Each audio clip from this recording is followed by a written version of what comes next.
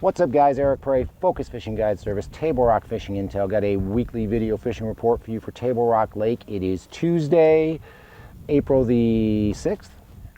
Been on the water pretty much every day this past week, breaking into New Camus, doing a few guide trips. Bites a little bit different, things are changing, and I really think things are going to change quite a bit by the weekend. As far as our lake level is concerned, we're at 915.3, which puts us 0.3 feet above normal winter pool. Water temperature, you know, you're looking at mid 50s to low 60s, just depends on where you were. We were out today kind of trying to catch some fish on a spinnerbait, and we found one cove that had turned over, and the water was 63, 64 degrees there. We're at Ants Creek right now.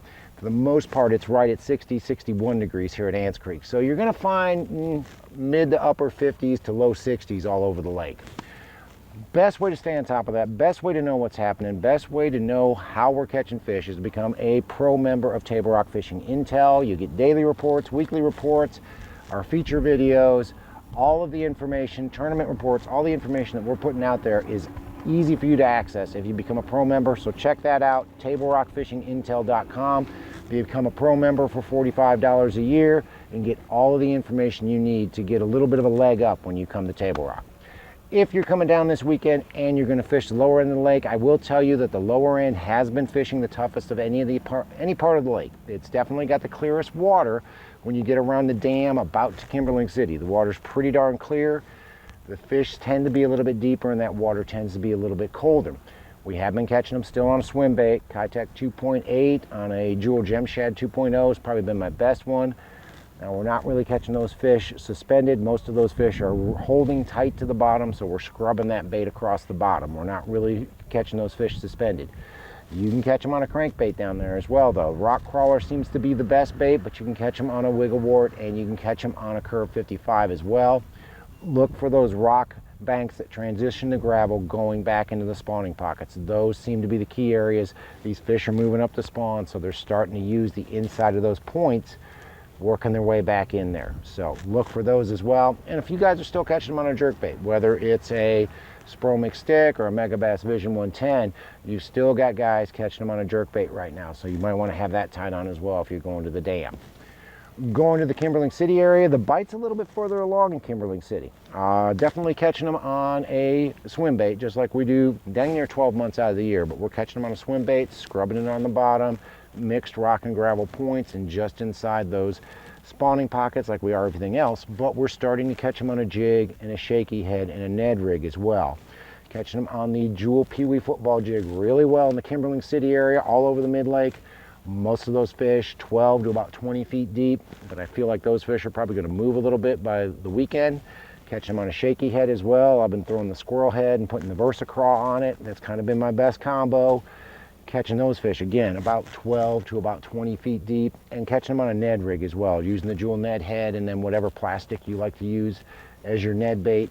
Catching those fish again about 12 to about 20 feet deep. You get a cloudy day like it just clouded up right now, you will find those fish a little bit shallower, but most of them are on rock and gravel mixed points leading in the spawning pockets. Haven't really seen any fish on beds in the Kimberling City area yet. Not the same all over the lake. Come up here to the James River. We're at Ants Creek today. Same sort of deal. You know, you can catch them on a swim bait up here, but the best bite is probably on a crankbait, on either a rock crawler or a wiggle wart or a curve 55. Fishing these transition areas where it goes from big rock to small rock, and those points leading into spawning pockets are really key right now. That's where we're catching a lot of fish.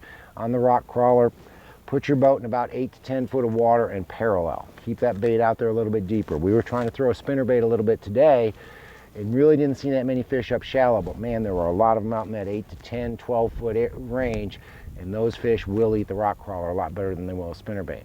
Now, by the weekend, there's a pretty good chance that you're going to start to see these fish start eating a spinnerbait. Like I said, we saw some 63-degree water today. It's not supposed to cool off. We're supposed to have some sunshine, maybe a little bit of rain, put some more color in the water. It would not surprise me to see them eating a spinnerbait real good by the weekend as well, especially towards the backs of the creeks and the bigger creeks like Piney and Woolly. Those would probably be good areas to go throw a spinnerbait right now. Jig, of course, always works up here, either the Jewel Pro Spider jig or the Pee Wee football jig. catch those fish a little bit deeper, anywhere from about 8 to about 12, 15 foot deep on a jig. Go up in the White River. Now the White River has some pretty clear water, and then it's got some dingy water. From the confluence with the James up to about Big Creek, it's pretty much crystal clear. And it's a little bit tougher fishing there. The water's a little bit cooler. Swim bait's been really strong there in a Kitech 2.8 on the Jewel Gem Shad 2.0. I have been catching a few on a rock crawler and a wigglewort in that area as well, and catching them on a jerkbait in that area as well. When you get up above Big Creek, it starts to get some color around Shell Knob, and a crankbait becomes a lot more important. Rock crawler, Curve 55, wigglewort, or a jig becomes a lot more important. Either the Pro Spider jig or the Pee Wee football jig. Find those fish. Again, you're going to find most of the fish all over the lake are either just inside those pockets, those spawning pockets, or they're starting to move their way back. Have seen a couple of fish, mostly small males, starting to fan out the gravel and starting to build some beds up the White. So keep that in mind. With this warmer water, you will start to see some fish actually up there working the area over.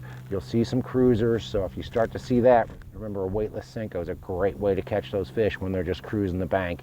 Probably won't catch a big head doing it, but you can definitely catch some fish on a weightless Senko or a fluke when they're up there cruising the bank, because they'll hit something that you drop right in front of them.